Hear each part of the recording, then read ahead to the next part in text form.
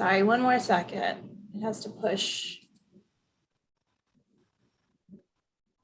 Okay, we're all set. Good evening. Welcome to the City Council meeting of October 4th. It is now 7:01, and we will have the City Attorney, Michael Gina, start the Pledge of Allegiance, please. Thank you, Madam Mayor. I will invite everybody to stand if they're able and join me in the pledge.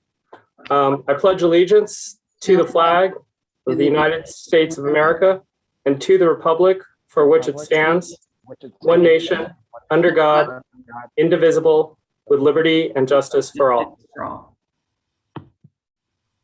Thank you to our City Attorney. Megan, may we have roll call, please? Councilmember Beach? Here. Councilmember Coulson? Here. Councilmember Bradrick? Here. Vice Mayor Ortiz? Mayor O'Brien? Here. And then back to our City Attorney, a report out from our closed session. Thank you, Madam Mayor. There is no reportable action. Thank you. In regards to upcoming events, we have a couple. The Burlingame Yak is having their Eggtober. The Burlingame Yak will be delivering goodie bags filled with 24 Halloween-inspired candy-filled eggs, crafts, ideas, and stickers. Deliveries will happen on Thursdays and Fridays from October 7th to October 29th. Participants must live in Burlingame for delivery. And if you live outside of Burlingame, you can pick it up at the rec center. It's $15 per bag, $18 for non-residents. And there is a registration code, and that's 70007. And for more information, you can register at the Burlingame Rec Center. Does anyone have any other events?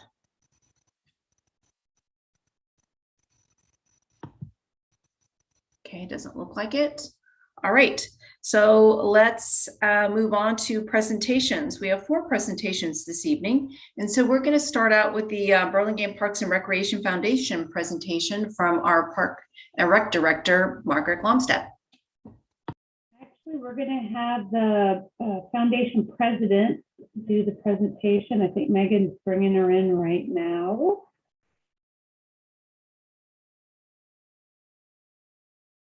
Hey, Carol, are you there? Can you unmute yourself? Unmute. Hi, everybody. Hi. Good evening, City Council members and staff. I'll go ahead and just start. I'm Carol Yasuda Taronis, President of the Burlingame Parks and Recs Foundation. Tonight, we are presenting to the city a check for $5,000, if you can see it, towards the Parks and Recreation Department Youth Scholarships. We're able to do this because of the generosity of the citizens of Burlingame who patronized our fundraising efforts at various parks and recreation and foundation events. We are a 9-member volunteer board with a dozen or so friends of the foundation that works with the Parks and Rec Department to support their events and purchase items for parks. And as a group, we host several foundation recreational events during the year. For 2021, we've been there to support the 4 Music in the Park events and the family campout. And in June, the foundation hosted a golf tournament for youth and adult pairs. And we will be hosting, with the help of a couple of pickleball experts, Pickleball Palooza this Sunday, October 10th, from 10 a.m. to 2 p.m. at the Washington Park courts. If you want to learn about pickleball, this event is perfect because there's a round robin tournament for experienced players and also an instructional portion for newbies. You can sign up online at the Parks and Rec site under Foundation Events. And council members, come check it out. We'll also be helping out at upcoming Parks and Rec Department's Muddy Mile on October 17th. And in December, we'll be at the tree lighting, and the foundation will have our safely distanced Santa visits. Thanks for giving me time tonight to make this presentation. For more information, please visit our website, www.supportburlingameparks.org, and we hope to see you out at our events throughout the year. Thank you. Thank you very much, Carol. Some exciting events. Thanks, Anne. All right. Any comments? Okay, we'll go on to our next presentation, which will be Central County Fire Department, and it's the Zone Haven presentation. And I think we have two presenters today. We have Dina Gunning, and then we have Ken Giacoto, and I apologize if I mispronounced your name, Ken. And so do we have the presentation up?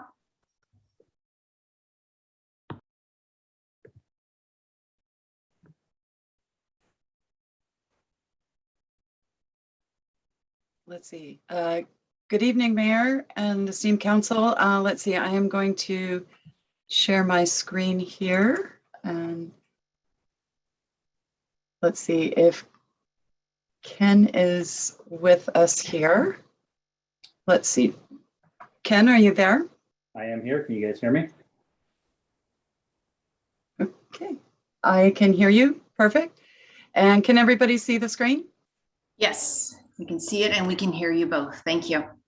Perfect. Thank you so much. So good evening. I'm going to turn it over to our Deputy Chief, Ken Giacoto, first, and then we'll step in. Ken, take it away. Great. Good evening, Mayor O'Brien, City Council members, City Manager Goldman. We're happy to be here tonight to present to you guys Zone Haven. This has been a project that both Dina and I have been working on for the past couple of years in collaboration with Public Works and our police department. So next slide, please. So a little bit of background on Zone Haven and how we got here. So prior to this project, the San Mateo County Fire Service, we didn't have a standardized procedure for evacuations and notifications to our public. What we learned from the fires up north is we needed to have a standard procedure to notify our citizens in the event of emergency to give them the time that they needed to safely evacuate. What Zone Haven has done for us is it brought together police, fire, and public works. We capitalized on our local knowledge. We collaborated as multi-agencies to bring us together. And the result was a real map-based time that reduced complication and time in these emergencies to safely evacuate our citizens. Next slide, please. So as we know from watching the news and seeing what's going on, our wildfires over the last few years have grown in size, severity, and destruction. And what we know now, in order to safely evacuate our people, is that quick, timely information to give our folks the time to take in the information and react and to safely move on to a safer location. Through this collaborative effort, we divided our communities into several zones. These zones have been broken down. We've taken into account critical infrastructures, areas that we know that are challenges, crowded intersections, things that we need to support. And what we've come up with is Burlingame has been divided into 9 zones that we can quickly evacuate in the event of emergency. Next slide, please. So what we're seeing is patterns of hotter, drier weather coupled with strong wind events. And you can see from the picture here, this is a picture from the Tubbs fire, which shows you kind of a before and after picture. What we know is our fuel density combined with several years of drought has lowered our fuel moisture levels to critical levels. And what we're seeing from that is just extreme fire weather behavior. And what it's doing for us is it's not giving us the time to react in these situations. So Zone Haven has given us a basic platform where we have pre-plans. So in an event of emergency like this, it's a couple clicks of a button to notify the public and to give them instructions whether they need to evacuate, shelter in place, or to get ready for that. Next slide, please. So Zone Haven in San Mateo County is the standard evacuation plan, which means everybody in San Mateo County is now operating off of the same pre-plan. So we all know what we're doing. We're all trained on how to use this plan so that we can quickly and safely evacuate our citizens in the event of emergency. We all know that San Mateo County is a boundaryless system. So regardless if we're getting help from the outside, because we're all operating off the same platform, it's easy to plug and play to ensure its success. Next slide, please. So locally, we've used this plan successfully at the CZU fires that happened a couple of years ago. They were able to quickly use this plan. They used it to evacuate inform, and then repopulate areas of the southern coast that were hit by the CZU fires. This has been the first and only time to date that it's been used locally in our area. It was used extremely successfully. The feedback from the people that were affected by it was extremely positive. And as today, the Zone Haven, the platform continues to grow and develop. And basically what it's given us is the ability to communicate with our citizens across several different multi-agency platforms, multimedia. And you'll see a video here at the end that kind of ties it all together that shows you how efficient this platform really is. Next slide. And Dina, I believe this is you. Yep. Great. Thank you, Chief. So as we talk about evacuations and the way we used to do things, one thing that we've always done is try to use all of the media that we have available to us. So in this slide points out 911 dispatch, our mass notification systems, social media, first responders, websites, news media. These are all things that we use in our daily lives to get our information and communicate with. So as we kind of look at this slide, those of us that are working for the response agencies need to push out that information as quickly and efficiently as possible, using all of the platforms that we have available to us to inform the community. One of the nice things about Zone Haven is that it has this capability, and that we're all able to look at a common operating picture all together, and then be able to push out information effectively and efficiently, and a lot faster than we once were able to. So the major emergency occurs, and then we utilize all of those different, all of the different platforms and information, but that process takes time. So one of the advantages to Zone Haven is that it is an all-inclusive platform. So it's really reduced the time and the complication for notifying the public. It's accessible to all of our communities. It integrates with existing channels. So Zone Haven and SMC Alert talk on the back end, if you would, so that we can push out notifications for a particular zone immediately through Zone Haven, and we don't have to bounce back and forth between different platforms to get that information out. Our multi-agency coordination, we're all able to look at the same maps and have the same information in real time, which is a huge benefit. So whether it's public works or law enforcement or fire or other agencies that are involved liaisoning with us, we're all looking at the same information. And then it's hyperlocal knowledge. So as Chief Giacoto mentioned, we worked with public works and law enforcement, fire, in doing all of the mapping for all of the zones for our jurisdictions. And so we took a lot of time and effort to consider egresses and ingress. How are we going to get emergency vehicles one way in, one way out, things of that. Which direction can we send folks? Are we sending them down to 101? Are we going to send them up to 280? And then it's also integrated with some of the other public platforms such as Waze, so that we're looking at real-time traffic as well, so that if we can see there's a traffic jam in one area, then we can utilize that information and send folks in the right direction.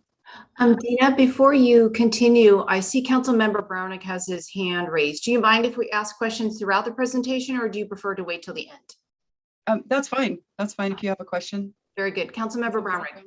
Thank you, Madam Mayor, and thank you guys so much for this. It's really reassuring. And the only question I have, and I suspect others do, is we are blessed in this community with the Burlingame Neighborhood Network and that whole informal, communication network. And I didn't see it in the slides, and I just wondered if that's an oversight, or you think this replaces. It feels to me that it's complementary, and I just was puzzled by their absence in the slides. I mean, I love what I'm seeing. I just wondered yes, how and actually that's more towards the end, because that particular slide was from Zone Haven themselves. That makes sense. Yeah, so more of a countywide or a regional approach on that one, but yeah, we'll definitely mention Thank you. that towards the end, but thank Thank you. So once again, the platform itself, and being able to look at different information. So one thing that is really beneficial to us as first responders and looking at planning for evacuations is looking at the information of, as you can see here, how many are in a particular zone. So that actually assisted us in developing the zones themselves, was looking at the profile of a zone and how many, what the population is, what the daytime population is, the evening population, even a vehicle count. All of that information gets inputted into the system for us to be able to make those decisions ahead of time and look at that information. Let me see where I'm going. Skip that one and we'll get to another one. And then the platform itself. So looking at, as Chief mentioned, there are 9 zones in Burlingame. And what are those evacuation zones? So in the event we talked about impacted areas, we can actually evacuate a zone or multiple zones. And then we look at the status levels of that zone. So it might be that we have an advisory to put that particular zone and that community on alert, following the recommendations. And then as things change, it might get escalated to an evacuation warning where there's the potential threat to life or property, or for those that may require more time to evacuate, they would want to evacuate during a warning. Especially if they needed help, somebody with access and functional needs, or with pets, other things to that effect. And then the evacuation order itself, which would mean an immediate threat to life, and there is a lawful order to leave that area. So then we look at it post-event, and we can say, okay, and actually clear the zone, return it to normal, or say it's clear to repopulate. And then there is one more status, which is shelter in place. So it might be that your zone isn't impacted or life-threatening, but it may be that you might want to shelter in place due to smoke or other unhealthy situations, and we just need folks to shelter in place and seal up their doors and windows and things like that. And then, of course, normal. We all want to be in the normal state. So that is what we all look forward to. And let me see, I hope that this sound picks up with this. So let me see if this video, and please let me know if you don't hear the sound.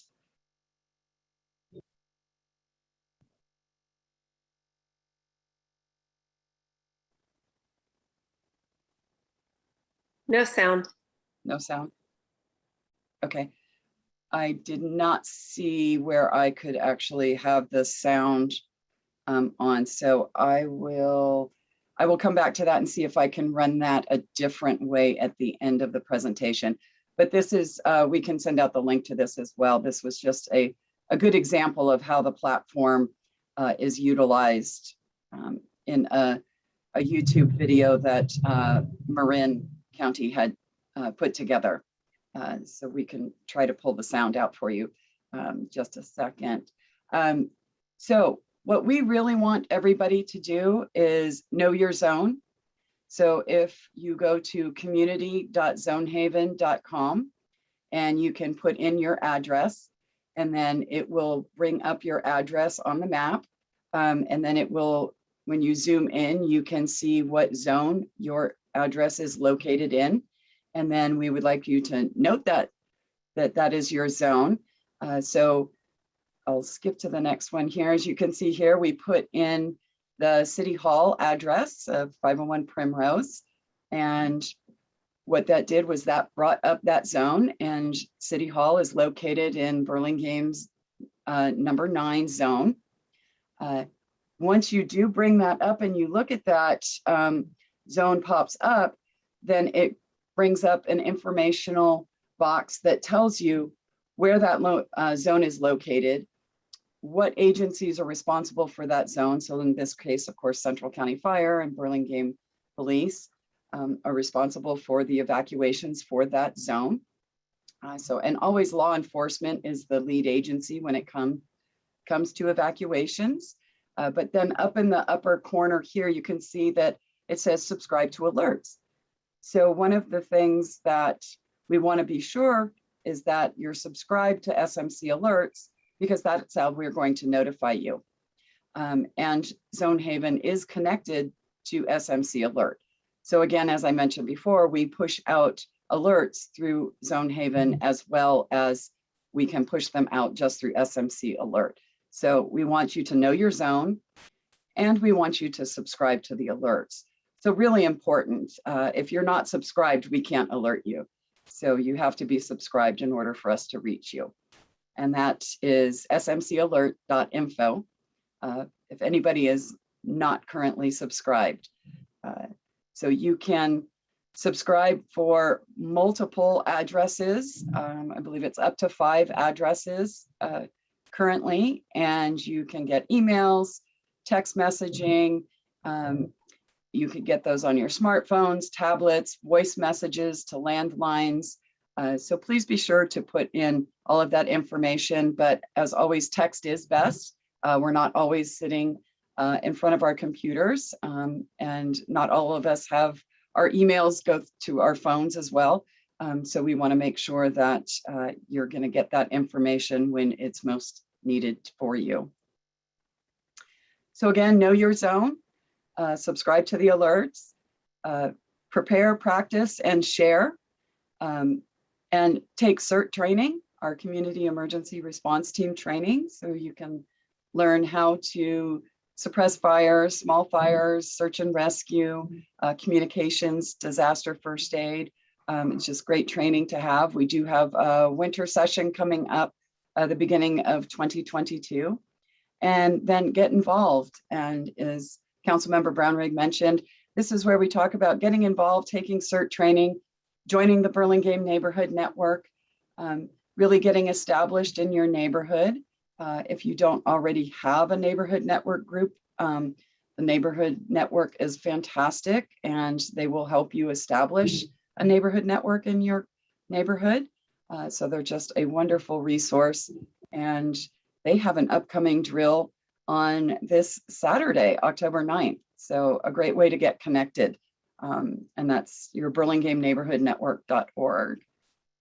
And then we have other resources here as well for Central County Fire, Zone Haven, alerting, and then just some preparedness links as well for our local county emergency preparedness and state and FEMA resources as well.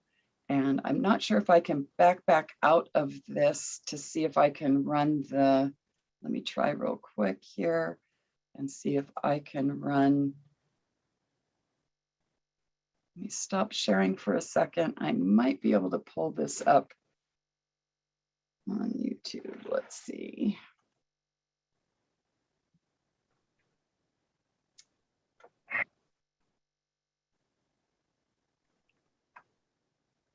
Dina, maybe you can just send that link around. If you send it to me, I'm happy to share it with the council. Okay, we can definitely do that. Great. And then if anybody has any questions. Great, thank you, Dina. Before I ask my colleagues if they have any questions, I have 2. One is, will there be a point where you can send these evacuation notices in various languages and also attach a map? Yes. So right now, the map, there is a static map in Zone Haven that you can download for your zone. And we are working on the translation for SMC Alert. So we do have capability to send notifications in multiple languages.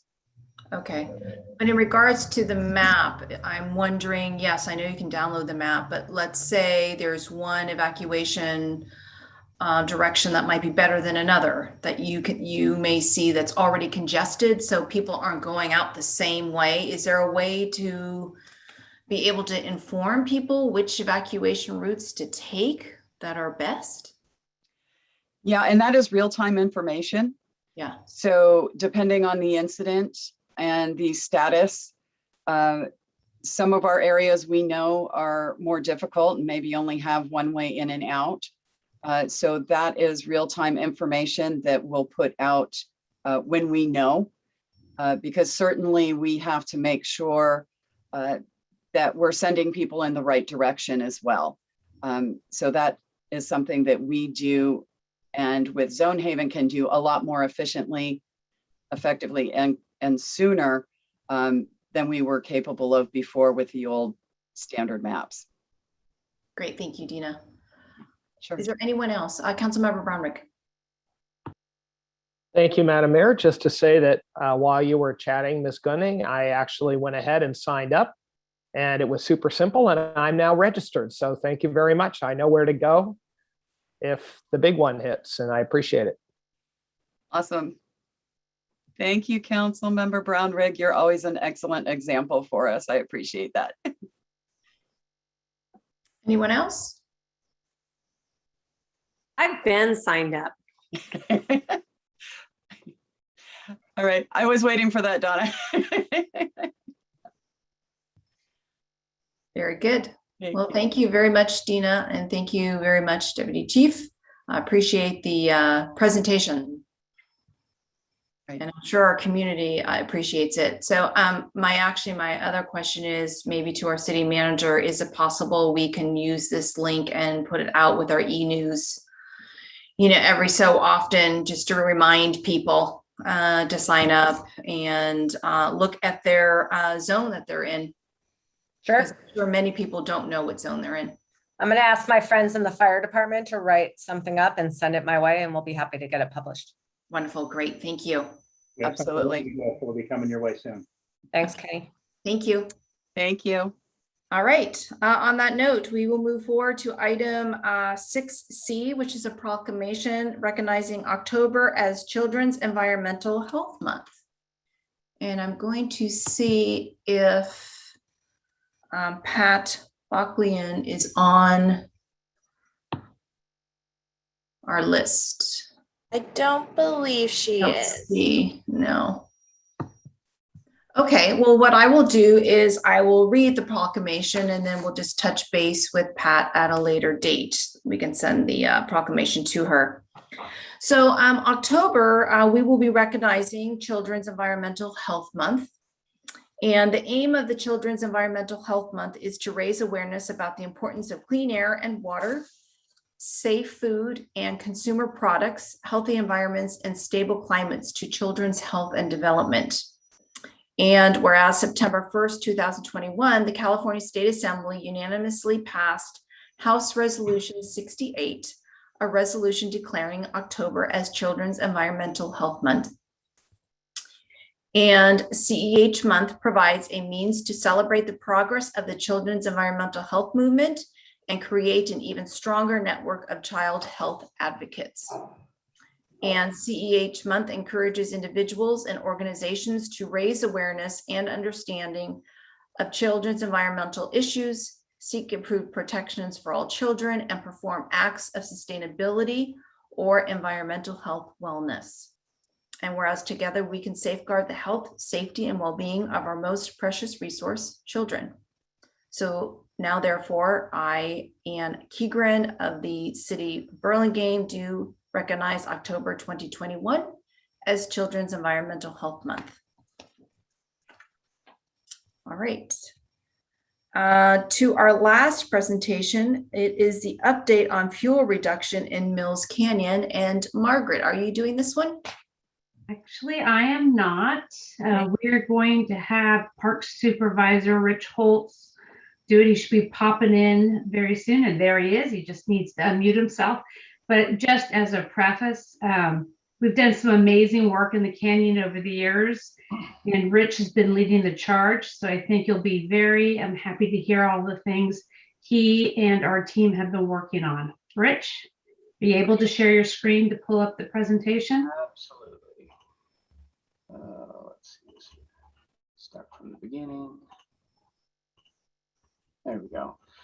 Thank you, Mayor O'Brien Keegren and fellow council members for the opportunity here to present, as Margaret said, the great work that our staff and partners have been doing up in Mills Canyon. It's very aptly timed with the central county imagery that they just shared. It can only impress upon us why we need to manage our wildland areas. We're never going to be able to prevent wildfires, but our goal is to mitigate the spread and intensity of those wildfires so we can protect the urban environment. I'm sure our council and staff are very familiar with the Mills Canyon Wildlife Area, but for those folks at home, just a real quick background. This is an area that was ceded to the city through development. It largely laid unused, except for some in-the-know locals. In 1977, a gentleman named Ed Taylor, his wife Marjorie, and several energetic friends with permission from the city started to create the loop that most people use now. It's been renamed the Ed Taylor Loop Trail, approximately a 1 mile loop. Prior to 2013, park staff's role was pretty much in just maintaining some of the infrastructure there, some of the trails, the bridges, those types of infrastructure. We would do some minor trail maintenance that would include keeping the shrubbery at bay so that park patrons can go ahead and access the trail. And then we'd utilize agencies to help us do some greater construction projects. In 2013, we really kind of dug deep and we started partnering with other folks to look at fuel load reduction as well as other trail improvements. And while the bulk majority of this presentation will be focused on the fuel reduction efforts that we have made, I also do want to give credit to our hardworking staff and some of our partners that have done other improvements in Mills Canyon. So we kind of have a five-pronged approach here. Obviously, we have our park staff. As you know, our urban parks are under a lot of stress. COVID allowed people to reconnect with the outdoor spaces, and that's fantastic. But between that and green infrastructure and a lot of demands we have by our citizens, it takes the bulk majority of our time. So park staff involvement is really limited to the routine maintenance, the general safety inspections, and addressing issues that do come up. In 2013, we did partner with CAL FIRE hand crews. We have a prescribed maintenance program from CAL FIRE that is a fuel reduction management program. And I'll go into greater detail in later slides on what that means. CAL FIRE has been an invaluable partner. We averaged 20 to 30 working days a year. In 2020, we were scheduled to have 50 days. I believe we ended up with about 12, and I can again explain later some of those challenges why we ended up with so few. We've also partnered with the California Conservation Corps over the years. They've done some great trail building for us and things that most people probably wouldn't even recognize that help keep our trail usable, prevent erosion, so that way it's there for us in the future. Over the years, we've worked with different volunteer groups, Boy Scouts, Girl Scouts. The Friends of Mills Canyon was very active at one time in helping us maintain the trail space. Lately, we've been involved a lot with actually our recreation divisions, YAC and YAB boards, right? The Youth Advisory Committee and the Youth Advisory Board. These young leaders have volunteered their time and their sweat equity to come out there and help us remove invasive species, as well as maintain some of our drainage systems. Lastly, what we've noticed in the last couple of years is that the first floor resources that we've relied heavily upon for years have become quite limited. There's not enough supply for the demand that's out there. So we have partnered with contractors from time to time to manage some of these challenges that we have out there. Just a quick blurb here on some of the trail improvements. I mean, the CCC has been fantastic and they've completed so many things, but just wanted to share a few images here. Here on the left, we have a particular geographic landscape there that was hard to navigate, and through a lot of effort and manual labor, the CCC was able to widen that trail, flatten it out, and make it safer and more accessible for users. This is on the lower trail near Mercy. We also were able to engage with them to improve other accesses. This is the entrance to the canyon at Sebastian. I know kids, I love seeing them running and flying down there and crossing my fingers that they don't trip as they're speeding down that hill. But in the wintertime, when we get actual rain, it can get quite muddy and slick. So we've been looking at different ways to improve access, and we partnered with the CCC and built a stairway there, as well as a switchback system, so it wasn't such a significant slope.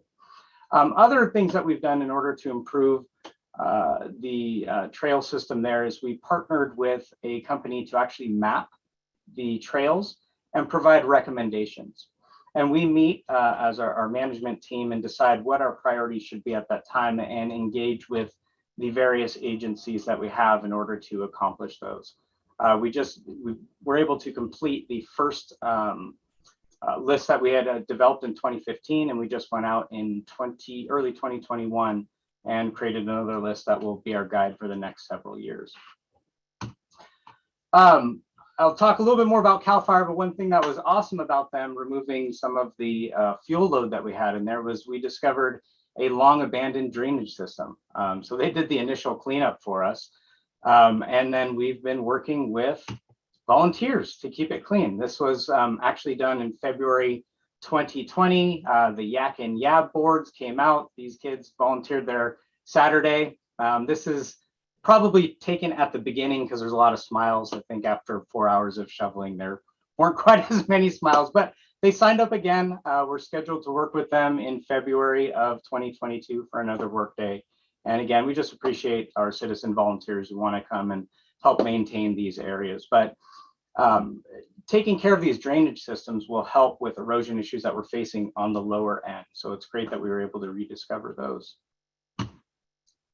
So the heart of it, fuel load reduction area. What does that mean? What are we trying to do? Mills Canyon is a big area. It can be very challenging to access. What our prescribed goal is to focus on the 100 feet that is closest to the private residences. So on the north side, on the upper side of this picture, the Mills Canyon Wildlife Area is bordered by the private residences on Arguello and Mills Canyon Court, as well as Toledo. Our goal is from that property fence line at least 100 feet down to do fuel load reduction. That means to remove grasses, to remove non-native species or species that are troublesome for us or in wildfire situations, obviously dead shrubbery, shrubs that aren't desirable. If we have a large stand of small trees, we will select the trees that we want to train up to be large species. So we try to retain trees that are 5 inches or larger. And then we go ahead and limb those trees up to about a 10-foot height to prevent ladder fuels. On the south side, or the lower side of this picture, we have the Adeline entrance. So if you take a look here, the yellow imagery, that's where we do annual maintenance every year. It's not clear cut. And again, in a later slide, I'll share some of that imagery. On the south side, we have a parcel that is near, it's on Adeline near the Hillside Drive corner there. But we get a lot of calls, people complaining, saying, hey, there's a dead tree here, there's a problem there.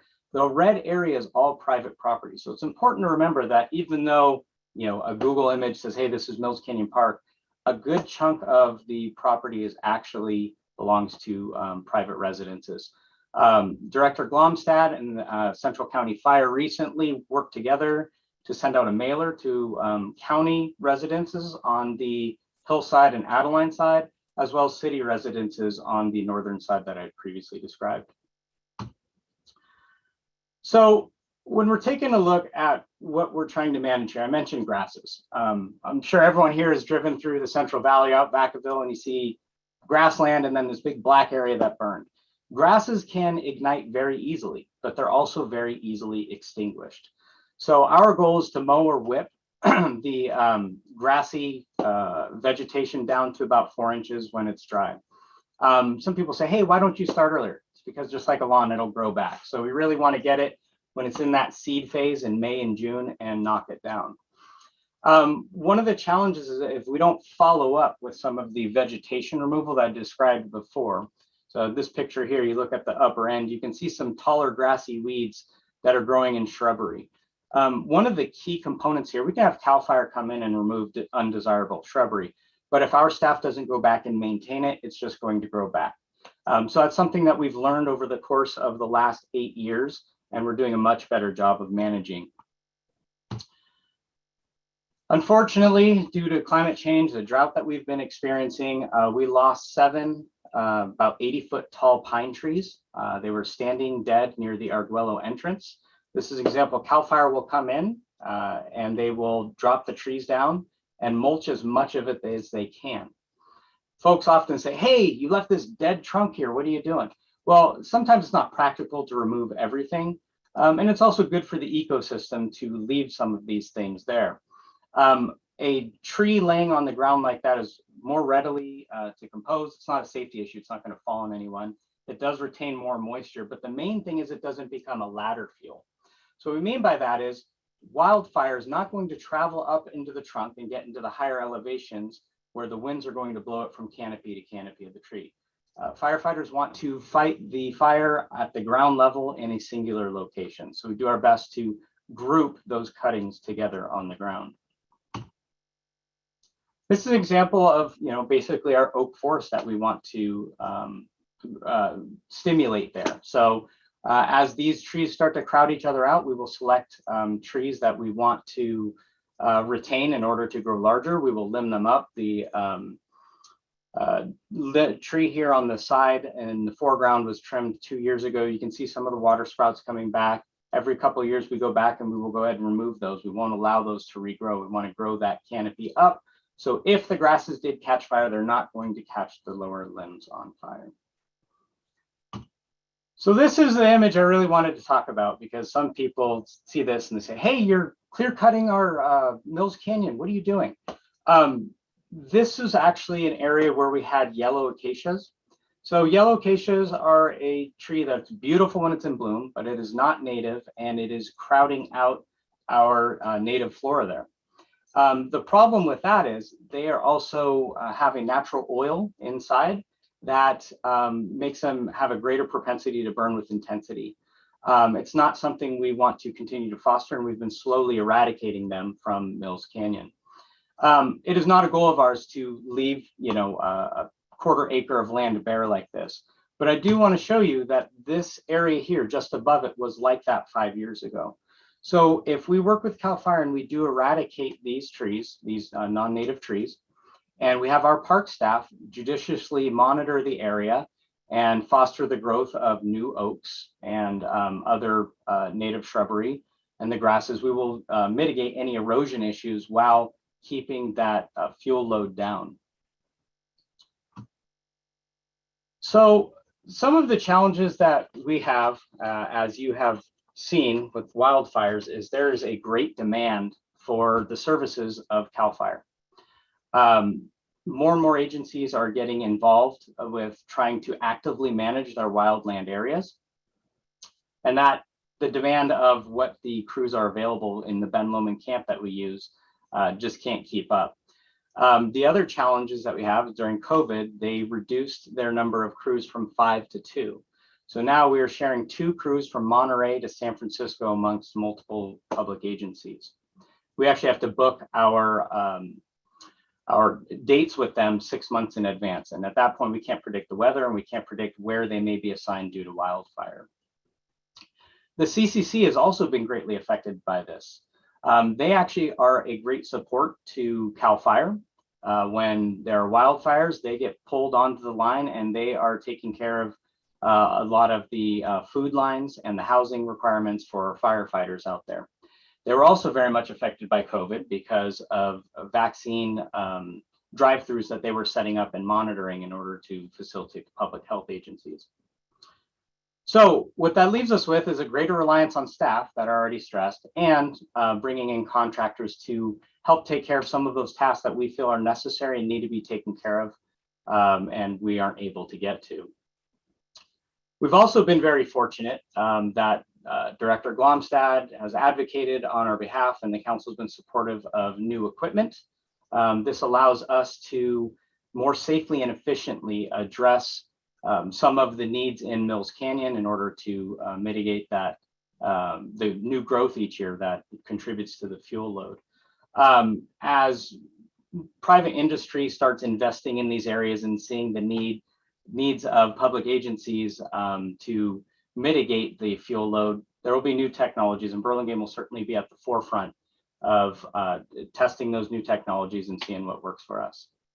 I did want to mention goats. I see people smiling. I love goats, my favorite animal. But there's a little bit of a challenge with that. Goats aren't very discerning. They're hungry, they're going to eat. So where we can tell staff or a CAL FIRE crew, hey, please preserve this tree, goats don't quite understand that. It actually takes time to fence off those areas. And it really means you need to partner with a good herdsman to manage the herd and protect those areas. They too are in very high demand and need to be scheduled well in advance. Probably the biggest component that surprised me was that the cost is actually higher than human labor. It's 2 to 3 times depending on which company you are going with and what you're trying to accomplish out there. Doesn't mean we're totally ruling them out, but for right now, we don't see it as a viable option in the foreseeable future. I just wanted to share some of the numbers that we've had because, you know, when I went back through the records, it's actually pretty impressive with how much time we've spent working with some of these agencies. So since 2015, we've engaged the CCC for 4,730 hours, labor hours in Mills Canyon. And with CAL FIRE, that's 7,566 labor hours. And this is the equivalent of having 6 full-time employees for a full year out there working to maintain it. And unfortunately, sometimes people don't see, you might get an awesome picture like this with the CCC, seeing them there dirty, rebuilding a retaining wall, but most people who come in won't even realize the amount of labor that went into maintaining this area. Citizens are always invited to share their concerns and suggestions, and they certainly do. We're fortunate here in Burlingame that we have a very participative community, and we do our best to address those as best as we can. One thing I did want to say here as we kind of close, I'm happy to take questions, but we do get lots and lots of phone calls saying, hey, there's a dead tree in Mills Canyon. This is a picture of a dead oak tree that unfortunately succumbed to sudden oak death. It's also important to remember that even though in our eyes the tree is dead, I mean, there's certainly bacteria and fungus and birds and squirrels and all sorts of other wildlife that call Mills Canyon home that need these for their survival and to support that ecosystem. So if we can maintain the area, and certainly a tree like this that wouldn't be near a trail and that would be away from our residents, we will go ahead and retain those trees and allow them to provide habitat for wildlife. Director Glomstad and myself are both here and happy to address any of your inquiries. Great. Thank you very much, Rich. That was a really good presentation. Sure. Colleagues, does anyone have questions or comments? Councilmember Brownrick, followed by Councilmember Colson.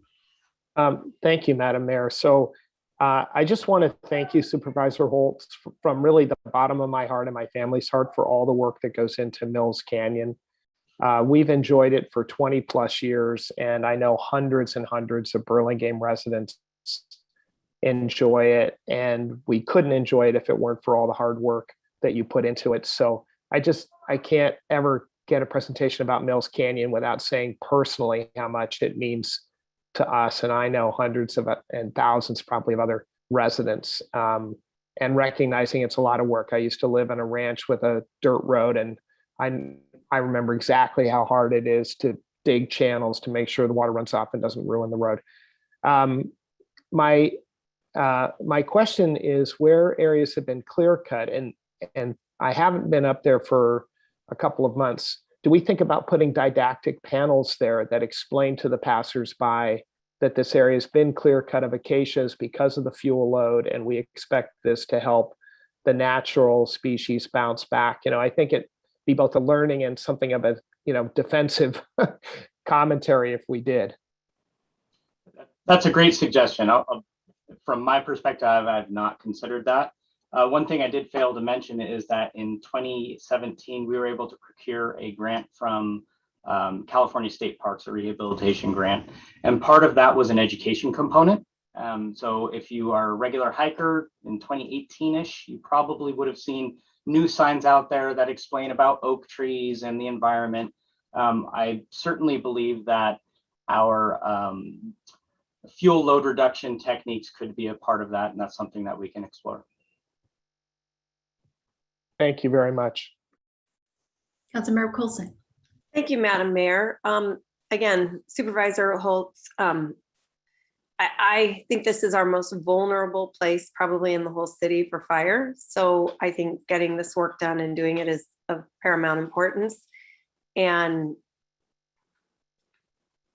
in watching this, I'm happy to know that you guys you're just so on top of it and maintaining it as well as you are.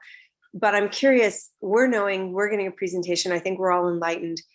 Now, how do we get this word out to the neighbors in the area? I know I have friends that live all along Adeline Drive there, and they occasionally ask me about fire preparedness. And we just had our fire presentation. I think these dovetail.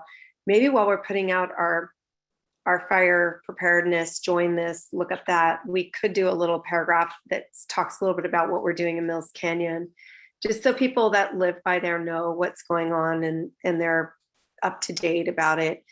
It could go even in the e-news or something, but to me, just spreading this word out is going to be really important to make sure our community knows all the hard work you're doing. Director Glomstad, did you want to talk about the mailer that you worked on? Yeah, so we did mail everybody within the city area. It was a joint letter from Central County Fire and Parks and Rec. And we were working with County Fire because the other side of the canyon is unincorporated to get that out. Now, that being said, of course, we can put something in the e-news as well as our quarterly magazine, Live, Play, Burlingame. It's our activity guides getting rebranded. We can definitely put a section in that does get mailed to all those homes as well. So they would be able to see that information in there. So we can add that for our winter one coming up. That would be great. Thank you, Margaret and Supervisor Holtz. Councilmember Beach. Thank you. Just want to echo colleagues' appreciation. Supervisor Holtz, great presentation. I have not been hiking in Mills Canyon as long as Councilmember Brownrigg, but I've been a regular hiker there as soon as my kids were able to really navigate it over the past decade. And it is so visibly clear how much better it's become, particularly in the last few years. It's safer, it's better, the fire reduction for sure, which we all know is just making all those residences and our whole it benefits the whole community. If those residences are safer and Mills Canyon is safer, the rest of us are as well. So just huge hats off. To think that we have over 12,000 labor hours having logged in the park over the past few years, it's amazing. It's a treasure and it's just getting better. I love the idea of some of the education signage and the social media and just ideas that Councilmember Brownrigg and Councilmember Coulson brought up as well. I also want to say a huge thank you to engaging volunteers. I remember when I first came on council, there were so many volunteers that wanted to help and it was hard to figure out where the right place was, but it sounds like you and the Parks team have figured that out. So just bravo. And when the next volunteer date comes out for the drainage thing in February, please let us know and we can help get the word out among our channels as well. If you want more volunteers too, right? So it's like wherever those opportunities are, let us know and how we can help and advertise because there's a lot of people that just love Mills Canyon. So thank you so much. And thanks to CCFD for their presentation earlier as well, which is all intertwined. Great presentations tonight. Absolutely. If I could just add, I do want to credit Director Glomstad with the foresight in 2013 to engage, because this is something that we hadn't done in Mills Canyon. And she came from her experience at Highlands Recreation, where they did manage this, and that really laid a great foundation for us to expand upon that. So I think we've served the citizens well, and we will continue to do so. Thank you. Councilmember Brownrigg, did you want to add something? I just had a quick question. I'm sorry, it's a little off topic, but it's a biology question. I feel like hiking in Mills Canyon and actually elsewhere around here that I see a lot more poison oak than years ago. Is that Is that not true? Is it, or is there something? I hope it's not true because we've been doing our best to eradicate it and push it back from the trails. I mean, poison oak Thank you. is a native species, but it's I one know. that's irritant to many people. We do our best to keep it back. So I'm sorry if you are seeing that. No, it's not a complaint. I just feel like in our entire region, I feel like there's just more of it. It may have something to do with drought. You know, they're very well drought adapted. You know, and they may just be edging out some of the other native flora. Thank you. And I'm sorry to hear that. Thank you again to Director Glomstadt and Supervisor Holtz. Our volunteers have been phenomenal with Mills Canyon, and I would like to give kind of kudos to Bobby Benson from years ago. That was kind of her mission, was to spend extra time at the Mills Canyon, and over the years have really seen some great improvements and people in the community really enjoying the time up there. So thank you again. All right, we will move on to public comments. This is a time where the members of the public may speak about any item not on the agenda.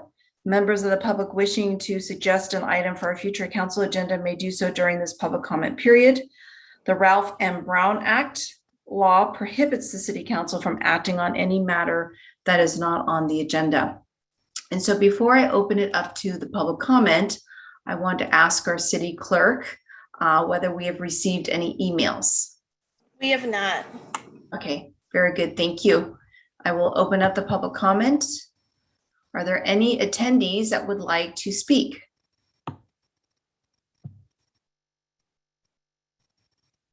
All right, I will close the public comment. And then we will move forward to the consent calendar. We have items 8A through 8H. Are there any of my colleagues that would like to pull anything off? Okay, if not, I will open it up to the public. Is there anyone from the public that would like to pull anything off? And then question to our city clerk, did anyone email to pull anything off the consent calendar? Nope. All right, then on that note, would one of my colleagues like? I would be happy to make a motion to approve items A through H, Madam Mayor. Okay. Second. So motion made by Council Member Brownrigg, seconded by Council Member Beach. Megan, may we have roll call, please? Councilmember Beach, Yes. Councilmember Coulson, Yes. Councilmember Brownrigg, Yes. Vice Mayor Ortiz is absent, so Mayor O'Brien. Yes. So motion passes 4-1-0, one being absent. All right, we do not have any public hearings this evening, so we're going to go right into staff reports, and we're going to start with item 10A, which is consideration of 3 appointments to the Beautification Commission. Megan, will you be taking this? I will take it. Or Lisa, Madam Mayor. okay, our city manager. Thank you. Good evening, Mayor O'Brien Keegren, members of the council. You have a number of appointments on your calendar this evening. The first one is beautification. You have 3 vacancies coming up. You have Commissioners Mary Hunt, Mary Ellen Carney, and Richard Kirchner's terms are expiring. Commissioner Carney elected not to reapply, which is too bad because, of course, we all love seeing Mary Ellen, our former city clerk. We did our usual publicizing of the vacancies. Notification letters were sent to past commission applicants. You had, let's see, 4 applicants: Sean Chu, Mary Hunt, Richard Kirchner, and Maria Rivera submitted their applications. And you interviewed all 4 of those folks via Zoom when you had your marathon day last week. And now we are ready for you to make your appointments. They'll be for 3 years ending on October 7th. And if you could text Megan your choices, remember it's 3 appointments. Thank you. And actually, we need to open it up for public comment. I'm sorry, the city attorney is probably cursing me right now. I am opening up for public comments. Are there any attendees that would like to speak on this item? Okay, if not, I will close a public comment, and then colleagues, please text your 3 choices.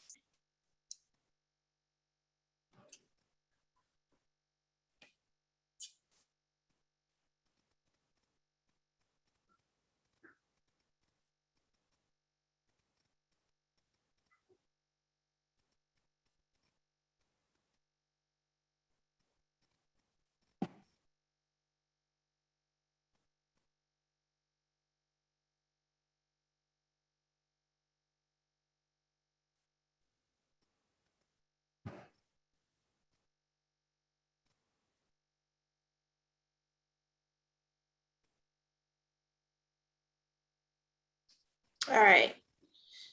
Councilmember Beach, Richard Kirchner, Sean Chu, and Maria Rivera. Councilmember Colson, Richard Kirchner, Sean Chu, and Maria Rivera. Councilmember Brownrigg, Sean Chu, Richard Kirchner, and Maria Rivera, and Mayor O'Brien, Sean Chu, Maria Rivera, and Richard Kirchner. So that looks All right. unanimous. Unanimous for those 3. So congratulations to them all. We look forward to you sitting on our commission. All right, next we have item 10B. And that is a consideration of 3 appointments to the Parks and Recreation Commission and our city manager, Lisa Goldman. Thank you. And this one's a little bit more complicated. We have 1 partial term and 2 full terms this time. So one of your vacancies this evening is due to the resignation of Commissioner Emily Matthews. Her term would have ended in October 2023. So she's stepping down a little bit early after some pretty amazing service to the commission. Other 2 vacancies are due to the expiring terms of Commissioners Leslie Holtzman and Stephanie Lee, also both wonderful commissioners. Commissioner Lee elected not to reapply. So you have 2 complete vacancies and then 1 commissioner who did opt to apply again. Because we had Commissioner Lee electing not to reapply, we actually extended the deadline, which is our practice now. We did our usual publicizing and notifying about the vacancies, and you had several applicants this time around. Robert Cannon, I apologize if I say that name wrong, or any other ones. Leslie Holtzman, Howard Wetton, John Brunello, and Kevin Sloboda all submitted their applications, and you interviewed all of the folks via Zoom on September 28th. This one, again, is a little complicated. So after we go to public comment, I think, Megan, help me out here. We want them to send you 3 names and note which one is for the partial term. Is that the way we've done it in the past? Correct. Okay, thank you. Great, thank you very much. I will open it up to public comment. Is there anyone that would like to speak in regards to this item number? Megan, any emails? No. So I'll go back to my colleagues and please text the 3 names, and remember 1 is for the shorter term.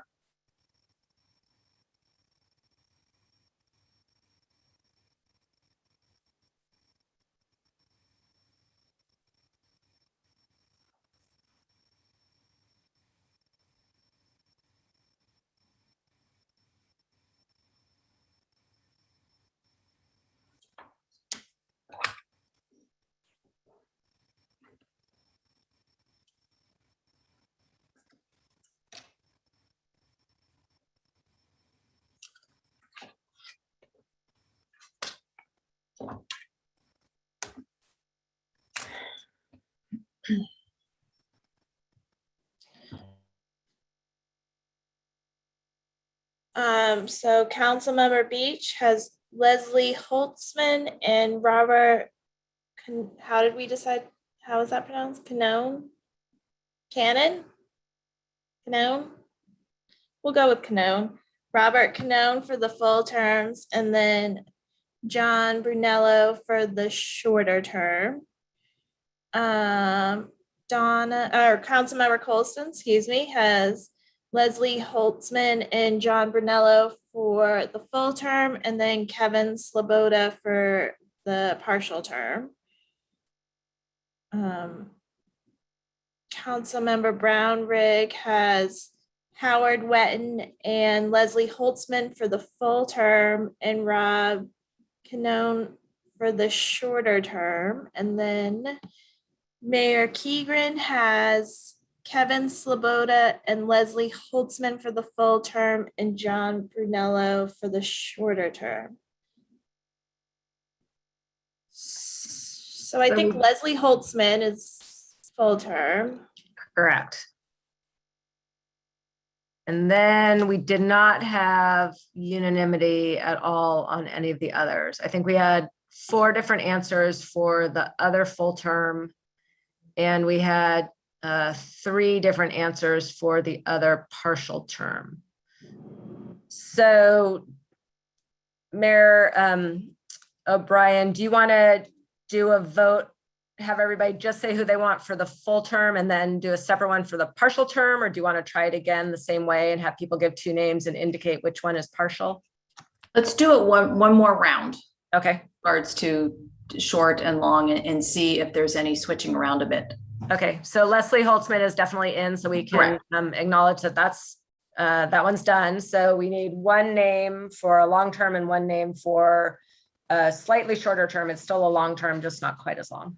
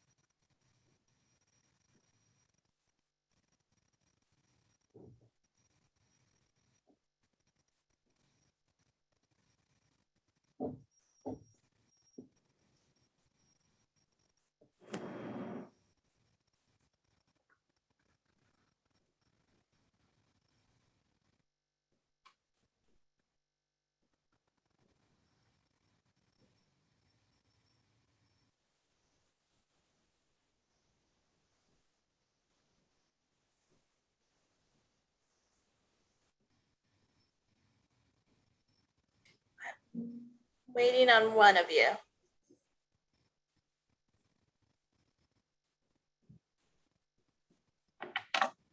Councilmember Coulson. Didn't want to out you. No, that's fine. I thought I had you all set up there and sent it. All right, let me redo you one more time. Sorry. No worries.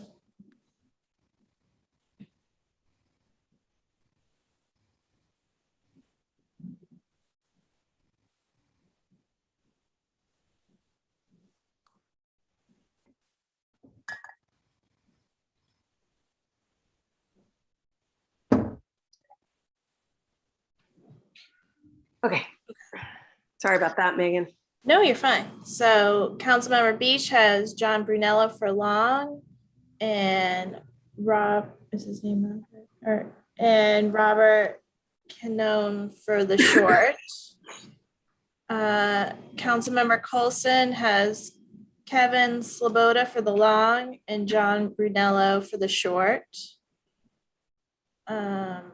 Councilmember Brownrigg has Howard Wetton for the long and Rob Canone for the shorter term. And then Mayor O'Brien has John Brunello for the long and Kevin Sloboda for the short. So it doesn't look like we have any agreements.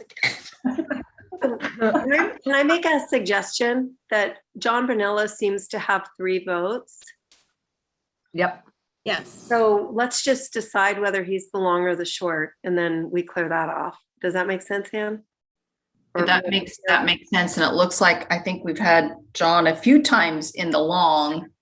So do we want to just kind of is everyone in agreement John is a candidate? Okay, for the long, how many want for long? We have Councilmember Beach. I'm fine. Yeah, I'm indifferent. Councilmember Colson, and I will go with him also. And I'm fine with that. Okay. Okay, so Mr. Brunello then will have the long term. So now it's a matter of short term figuring out who that would be. So to my colleagues, do you want to do one more round before we discuss? Can I just point out, Conclusion? if I might, Madam Mayor, I would note that I think Rob Canone got 2 Yes, votes. for sure. Right, and Kevin Sloboda has gotten 2.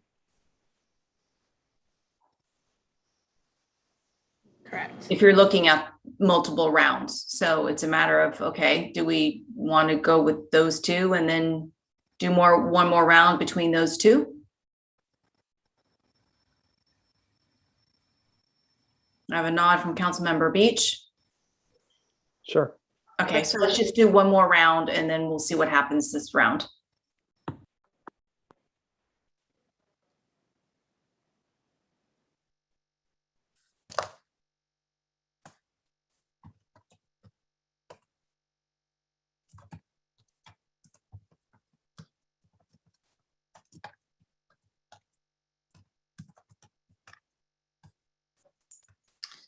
All right, Councilmember Beach has Rob Canone. Councilmember Colson has Kevin Sloboda. Councilmember Brownrigg has Rob Canone, and Mayor O'Brien has Kevin Sloboda.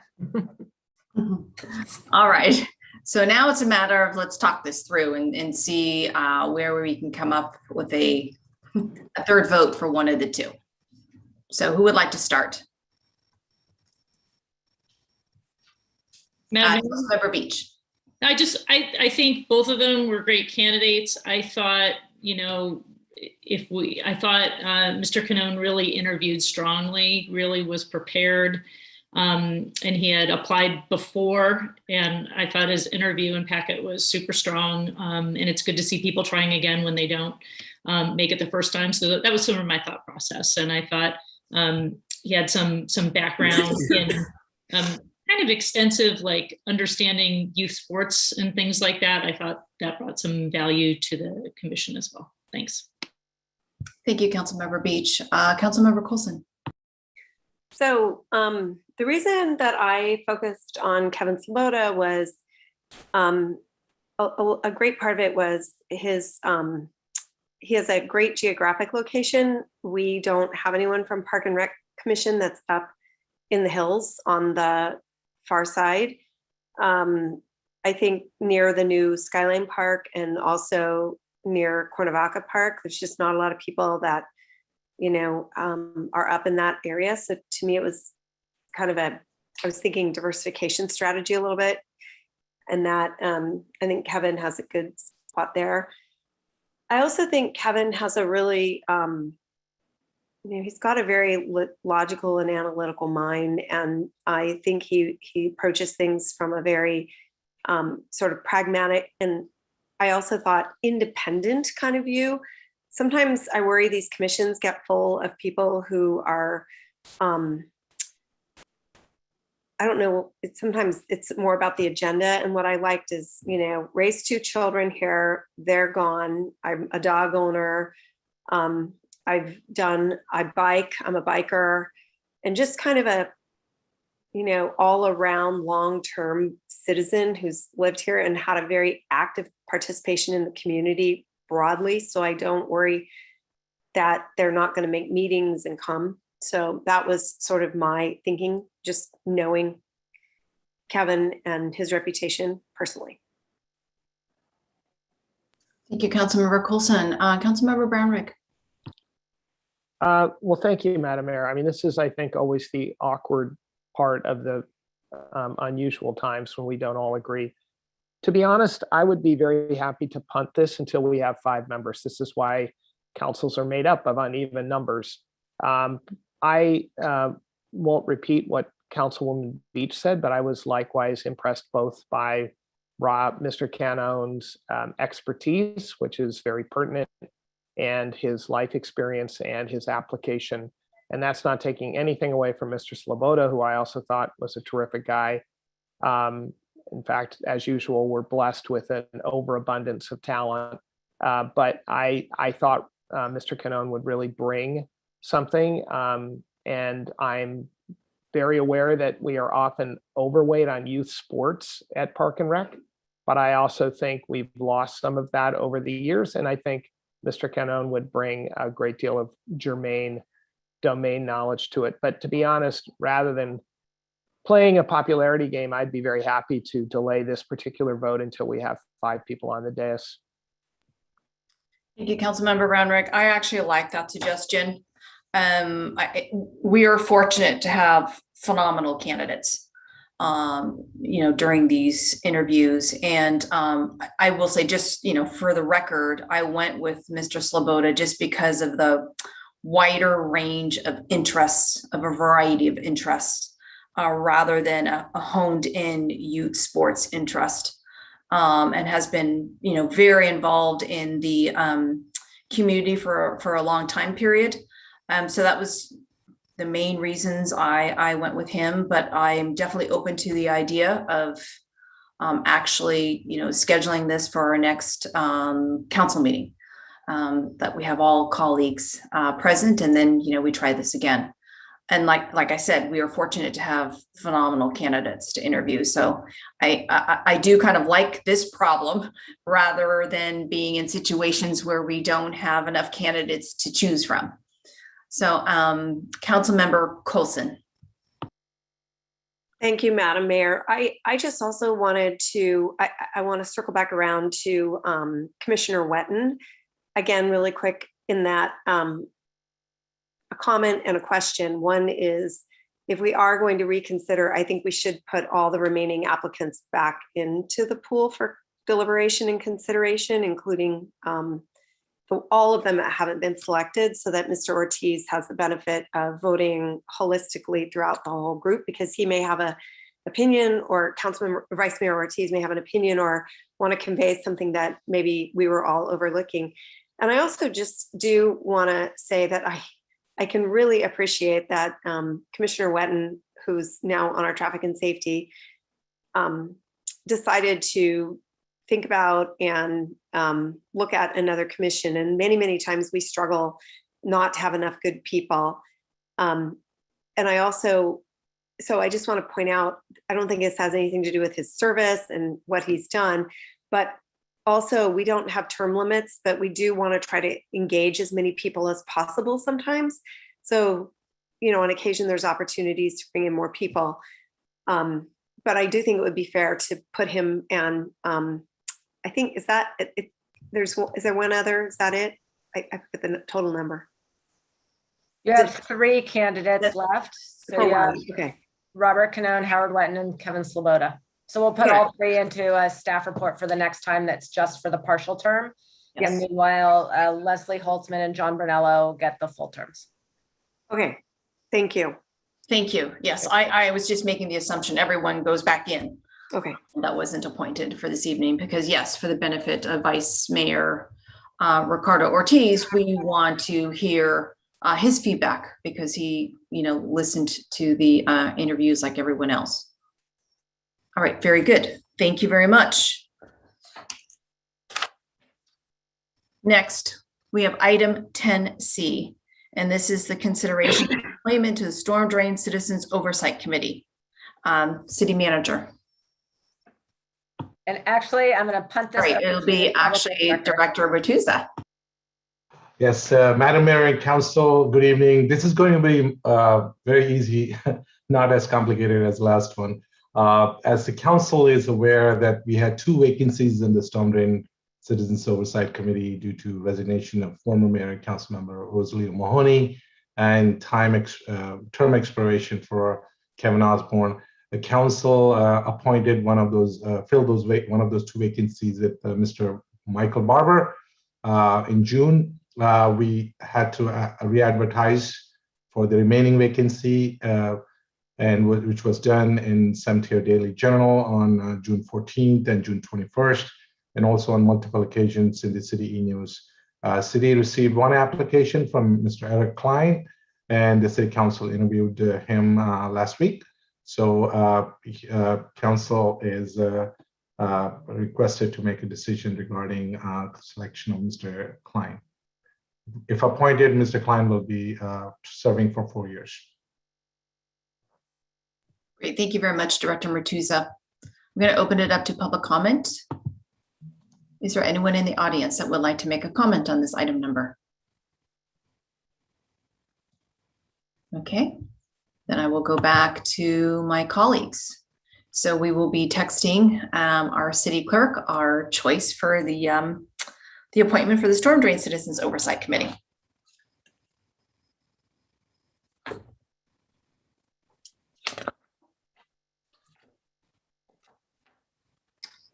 Councilmember Beach, Eric Klein. Councilmember Coulson, Eric Klein. Councilmember Brownrigg, Eric Klein, and Mayor O'Brien, Eric Klein. Very good. Congratulations to Mr. Klein, being our newest member to the Storm Drain Citizens Oversight Committee. All right, now to item 10D, which is the Burlingame Station Pedestrian Improvements Project Design Update. And Director Matuza.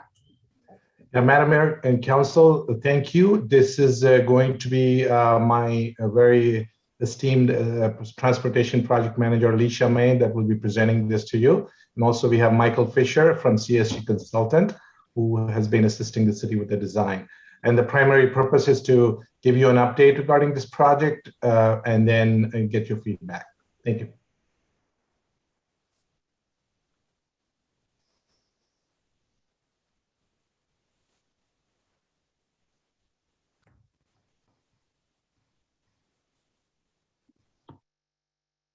Hi. Yeah. Alicia, go ahead. Thank you. Thank you. Good evening, Madam Mayor and City Council. Thank you for the opportunity to present to you this evening. If I can introduce Mr. Michael Fisher from CSG Consultant, who is assisting with the project design. And Michael, if you can go ahead and start your screen share. Yes, let me very brief learning curve.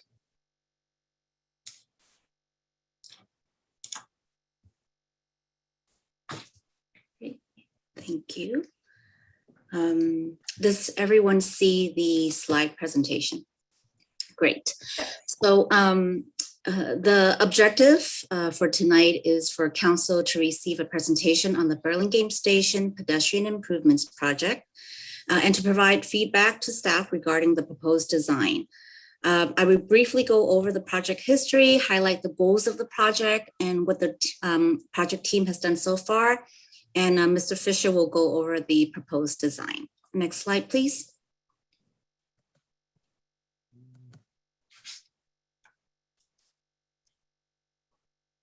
So the Burlingame Station Pedestrian Improvements Project is located at the intersection of Burlingame Avenue and East Lane, which is adjacent to the east entrance to the Burlingame Caltrain station. This intersection connects residents and visitors to our Burlingame Avenue downtown shopping and restaurant area, to our wonderful new Washington Park, the tennis courts, and soon to our new community center. Next slide, please. The improvements for this location arose from the much larger and extensive community involvement for the Lion Hogue and adjacent neighborhood traffic calming studies and recommendations report. So through a series of community workshops, online surveys with residents of the Lion Hogue and adjacent neighborhood, the report provided recommendation that address, 4 major concerns of for the residents, which is speeding, cut through traffic, visibility, and parking. Next. The traffic calming study and recommendations report identified both quick build and permanent improvements totaling over $3 million in improvements. The city completed installation of the quick build measures, such as the temporary bulb out that you see in this picture, and also improving the vehicular travel alignment at this location.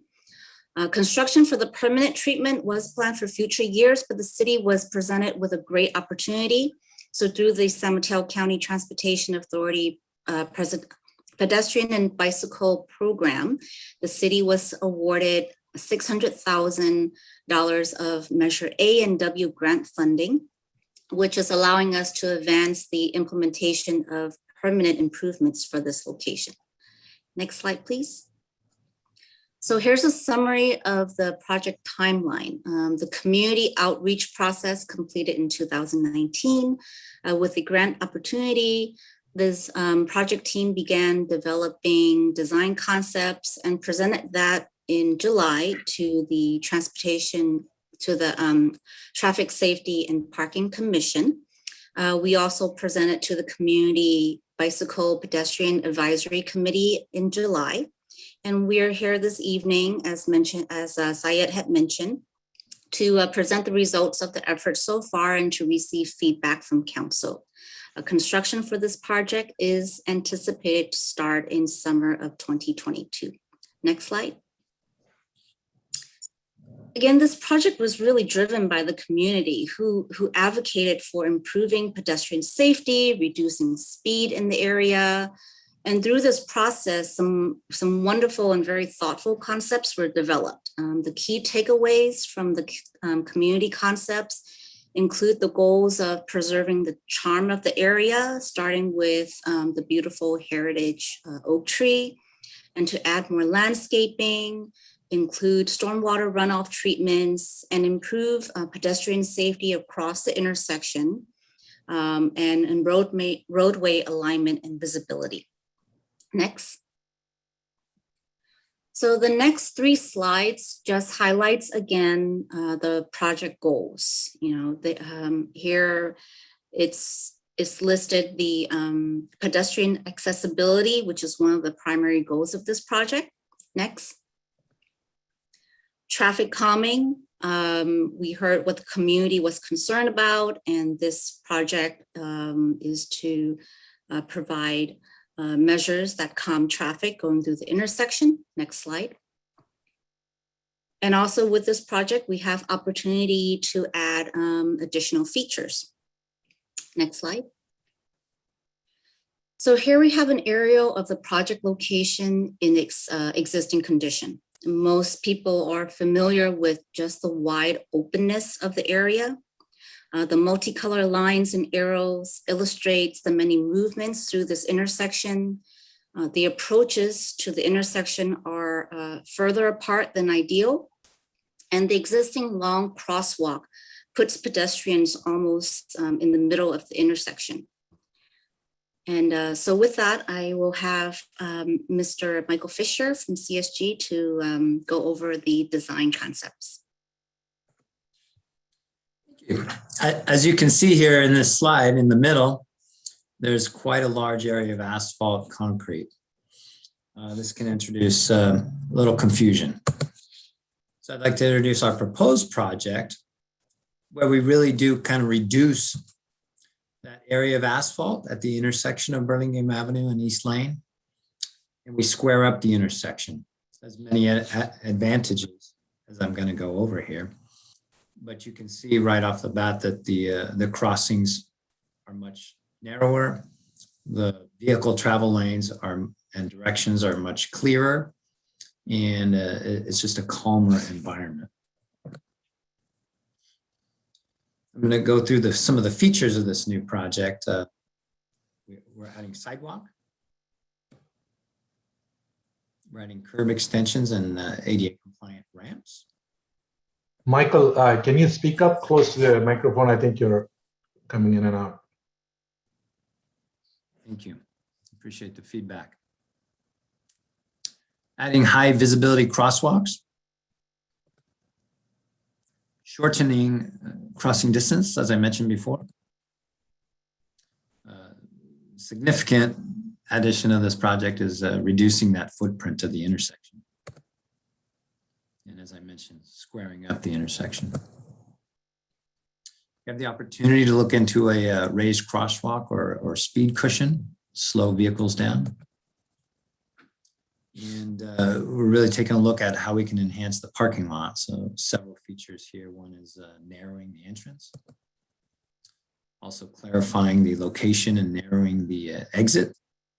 slowing down cars as they exit the parking lot. We're also introducing a standardized parking lengths and sizing.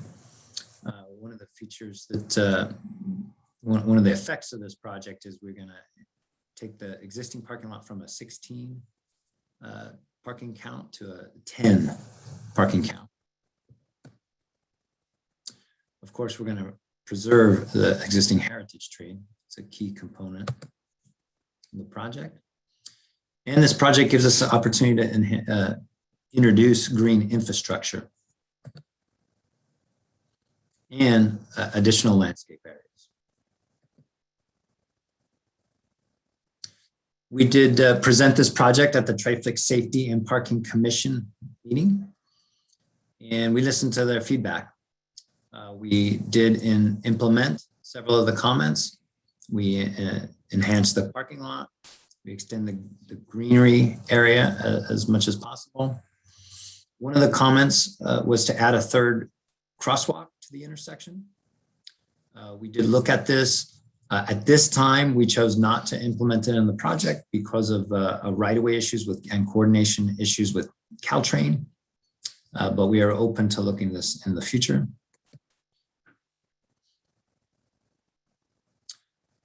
Some of the other comments, looking at an all-way stop.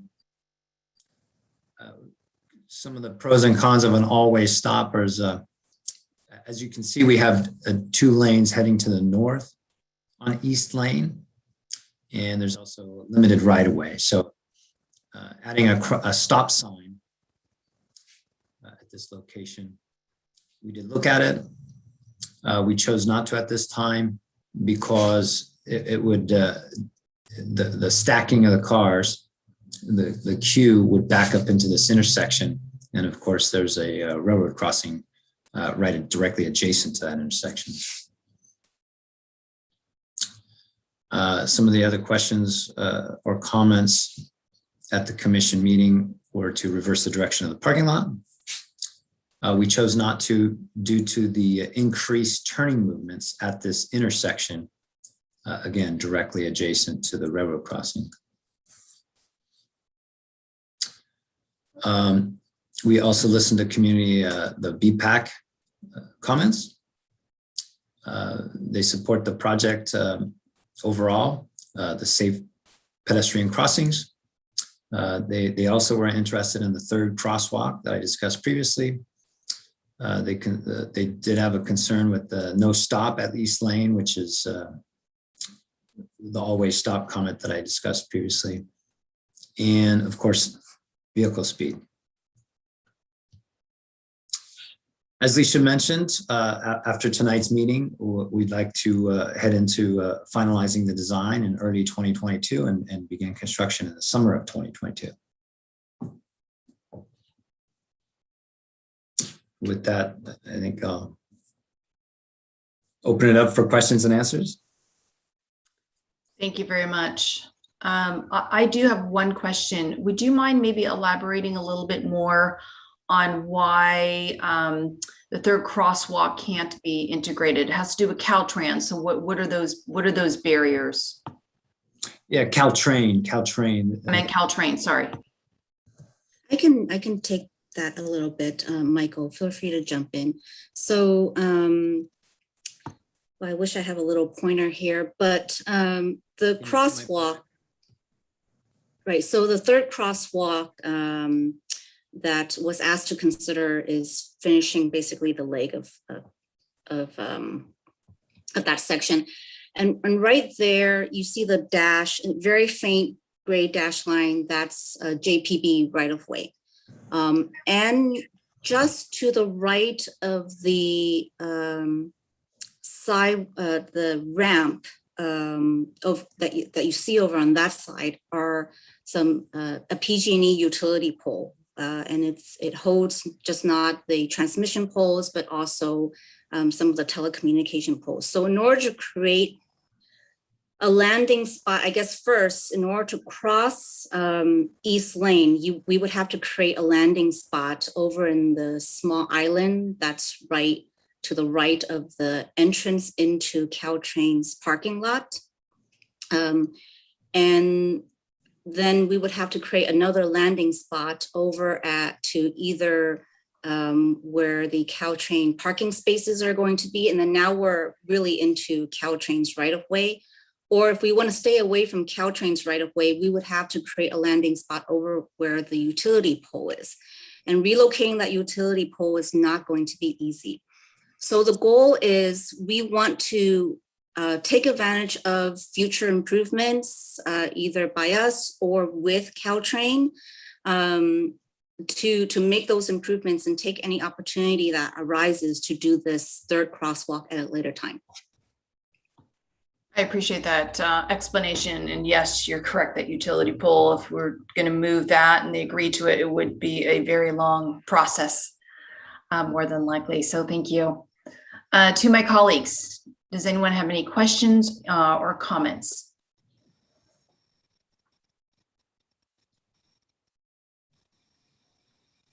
Councilmember Beach, followed by Councilmember Coulson. Thanks, Madam Mayor. Did you want our comments now or just questions? It's questions, sorry, questions right now, and then I'm going to open it up to public comment, and then I'll come back. Nope, you asked my question, so I'm all set with questions. Okay. Thank you. Councilmember Coulson, do you have a question? Yeah, Syed, so I really loved seeing that little drawing, that kind of hand drawing in there, just to give idea. Were those developed by the community, the consultant, and how many different versions did you kind of look at? We, thank you, Councilmember Coulson. That was a Lionhog 3.0. We had hundreds and hundreds of people attending, at least I would say 3 or 4 meetings. And then we had subsequent discussion with the people living close to the area and using the park, in the tennis court area, people who park there as well. So that was, it took several iterations for us to get there. There were different designs that were presented back in the day. And this was the one that we landed. And as Michael and Alicia pointed out, the idea was to shrink the intersection, to slow down the traffic, and also improve the circulation of the parking lot that is adjacent to the tennis court. And then also we had to consider the fact that the railroad crossing is right near there. So we don't want to do anything that is a situation of no good deed goes unpunished, where it impacts the traffic getting stuck in the railroad crossing. So we had to make sure all of that is considered as part of this design. So, and that's why we did not do some of the stop signs and some of the reverse parking in that the parking area. Thank you very much. It's just very fun to see the sausage getting made, if you will, and how the evolution of the thinking goes and how you get to where you are. I really appreciate it. That's why I have very few questions, because I think you did a very thorough job. And I do want to add that the hand sketched one was very thought out, and it was made by, I think with members of BPAC, but it was drawn by Commissioner Lee. So she did a really nice job illustrating it. What can't Commissioner Lee do? The woman's amazing. Great. Okay. If there are no other questions, I will open it up to public comment. Is there anyone in the public that would like to speak on this item? Okay, if not, I will go back to my colleagues. Comments or motion? Councilmember Beach. Thank you, Madam Mayor. Just huge thanks to our transportation program manager, Ms. Mai, just great job on it, and Mr. Fisher as well. It's such an improvement. It is making things calmer, making traffic calmer. It's making the intersection clearer to navigate. It's going to be more beautiful with more green infrastructure. It's going to be better for our stormwater. It's going to be safer for pedestrians and everybody. And I really do appreciate, I think all of us do, that you listen to the community, listen to our commissions, listen to our BPAC, consider their input, but at the end of the day, you're making professional decisions based on what is the safest thing for the flow and for the community ultimately. Even if one thing sounds like a great idea, there's some constraints here that are really pragmatic, and it seems like the solution you came up with is just going to be so so much better for the community. So thank you for your hard work on it. Huge thanks to the Transportation Authority and voters of San Mateo County for giving Burlingame $600,000 to make this possible. It's just so exciting to see that money implemented in a great way. So bravo, thanks for everybody's hard work on it. Councilmember Coulson. Thank you. I'm going to support this project. The only thing I would say is, as the community center is coming online in summer 2022, and this is coming offline, you're probably going to have a lot of people giving you feedback of like, for 2 years, you couldn't have fixed this then, and you had to wait till now. And so I hope we can do really good outreach to explain things like, we don't want to do these improvements while heavy trucks are driving through there and ruining it and dumping things, spilling stuff if that happens, so that it's part of the critical path timing of the whole project, the comprehensive project. So we just make sure people understand that we're not trying to aggravate every single person getting to the new community center. We're just, this is just the process. And that's sort of one comment. And then the only other comment I'll make is I do want to put a big plug in for the Park and Rec landscaping staff. I was over there the other day and saw the new landscaping in front, and the tables and the benches all in front of the new tennis courts over there. And if we continue that along, it's just incredibly beautiful. Low water, low maintenance. Places for people to sit, tables, chairs. It's really extended the park by another 20, 30 feet out from the tennis courts, and made that a place where even if you have to wait for a court or you're waiting for someone, a child or something while they're playing or practicing, it's now really an engaging and beautiful place. And I noticed a lot of folks sitting there. So carrying that down along and across the way will be really, really, really nice. Thank you, Councilmember Coulson. Thanks to Rich, Bob, Disco. They've done an excellent job, especially adding those benches and re-landscaping the area near the tennis court. With regards to the scheduling, we will try to make sure that we coordinate with the community center project. We will definitely try to minimize impacts. The schedule is tentative right now. We don't want to definitely cause a double problem for the neighborhood by bringing another project to the neighborhood, but we will try to see if we can, how we can improve that. There is also resurfacing that we have to do once the entire project is completed. We are waiting on that, so we would have to resurface that area. So we would probably try to coordinate all of the work so that we don't have damages to the street and the sidewalk and all that, the disruption to the area. Thank you, Councilmember Coulson and Director Matusa. I would agree. Just the aesthetics will greatly improved, and you've done a really good job with this presentation. I really want to see the end product, and I do hope down the line, if there is the possibility of incorporating that third crosswalk, just to kind of that final leg of the project, that would be greatly appreciated. I know that's a huge roadblock. But maybe at some point we'll be able to break through that. All right, so it looks like everyone is in support of what you have done, and appreciate all the community outreach. That's very important that we're able to get their input and be able to incorporate it in the project. So thanks again. Thank you. Thank you. All right, so that ends item 10B. So we'll go back to the agenda. And that leads us to item 11, which is council committee and activity reports. So does anyone have anything to say? Okay. Councilmember Coulson.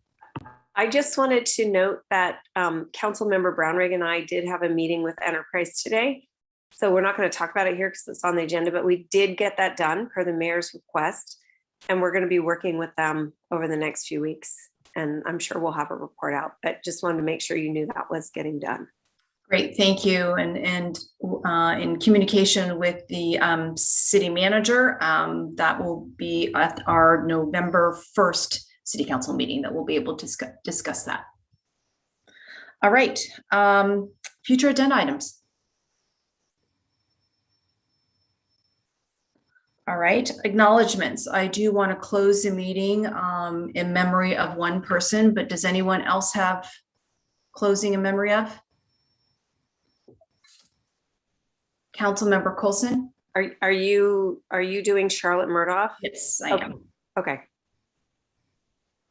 Okay, so if there aren't any others, it is with great sadness that we will be closing this meeting in memory of Charlotte Murdoch.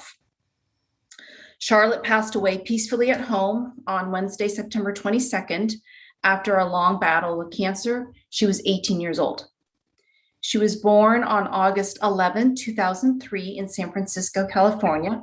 She and her twin brother, Matthew, were welcomed into this world on a beautiful sunny morning. Charlotte and Matthew shared not only a birthday, but also a big sister, a crib, the same friends, an extremely strong bond. From the get-go, Charlotte was very precocious, loud, and busy. She was raised in Hillsborough, California, and attended First Presbyterian Nursery School and Burlingame Montessori, where she formed friendships easily.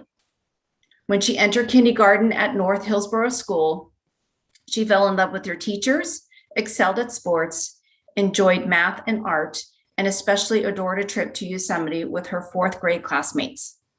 While at Crocker Middle School, she enjoyed playing basketball, volleyball, flag football, attending the 8th grade ski trip, going to Washington, D.C., and all competition days. Her favorite sport was soccer, for which she spent most of her youth playing. It was a sport she truly loved and excelled at. She made many lasting friendships through her soccer teammates and had a left foot that can send a ball soaring into the corner of the net. When handed the diagnosis of osteosarcoma prior to the start of her freshman year, Charlotte used her fierce competitive spirit to battle this rare bone cancer. She stayed positive, resilient, and strong throughout the course of her disease. She spent all of high school in and out of treatment, and always with a beautiful smile on her face. She loved going onto the Burlingame High School campus for classes, lunch period, or sporting events. When cancer eliminated most of Charlotte's athletic options, she pivoted and learned to play golf, making a spot on the BHS varsity golf team. In college, she had hoped to study nursing so she can help kids like herself. In her short life, Charlotte learned to appreciate the little things. She celebrated good days and got through the bad days, keeping a positive attitude and facing challenges like the true warrior she was. Needing a creative outlet in 2020, Charlotte borrowed a sewing machine and taught herself to sew by watching YouTube videos. She began her own sewing business and made custom hoodies that she donated proceeds to the pediatric cancer research at the UCSF and MIB agents. In addition to sewing, Charlotte enjoyed cooking, the beach, funny movies, board games, time with the family and her friends, and her dog, Cody. She was funny, determined, stubborn, creative, no one quite like Charlotte. This past weekend, they had a beautiful celebration for her. So let's close in memory of Charlotte.